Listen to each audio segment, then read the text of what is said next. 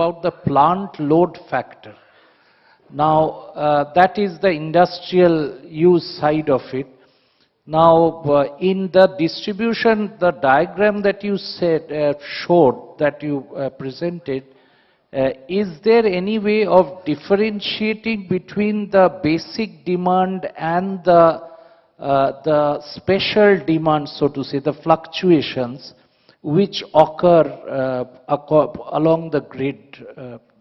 That's my question. Yeah, I would say that what we have seen, at least, as Germany as an example of the, let's say, largest amount of intermittent renewable integrated into grid, what we have seen already is that the, let's say, the curve of the how many hours you need the base load and the intermediate load and the peak load, etc., everything is changing because there is actually no base load anymore in the system.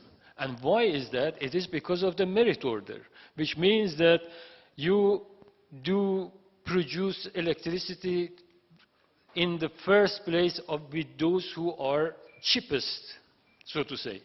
Then, if you have renewable energy, wind, solar, etc., they don't have any operational cost immediately when they are producing.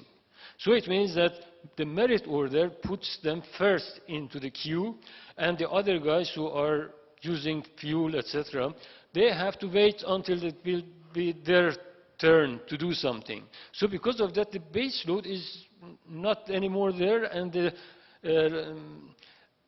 load factor, the number of hours of operation, it becomes a critical element of the system.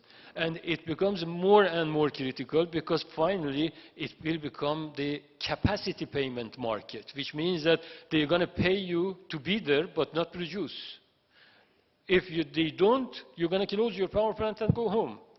And then they are going to have some headache to manage the system. So this is the reality. And of course we can solve every kind of technical and practical problems, but it will cost. And the question is, who's going to pay for it? That is a major issue, I guess. Thank you. Yes, please. Sir, this is an energy conclave. But I don't think, would you like to discuss something about nuclear power? Though you can't wish it away, although it is not gaining popularity due to the two disasters that have taken place a few years ago. But what is the future of nuclear power? Western world is phasing it out slowly. We cannot phase it out because substantial investments have gone into it already. So where do we stand regarding nuclear power? Well, thank you. But unfortunately, this session was about greed, not the nuclear power. But I'll just point out one thing, that nuclear power is considered like coal-fired in terms of stability. We are talking about unstable power generation coming into a grid which so long was supplied by the coal-fired power mostly, and that was of course stable, generally speaking. Generally speaking, there are incidents, but generally speaking. Nuclear power is also considered one of the stable power supply. In fact, I have read in various places that certain countries are dependent, even today, France, for example, Sweden. They have had a referendum 12 years ago to do away with nuclear power. They couldn't do it. They couldn't do it. We have here, I think, many proponents of nuclear power and many people who are terribly against nuclear power. I can see one of them in front of me.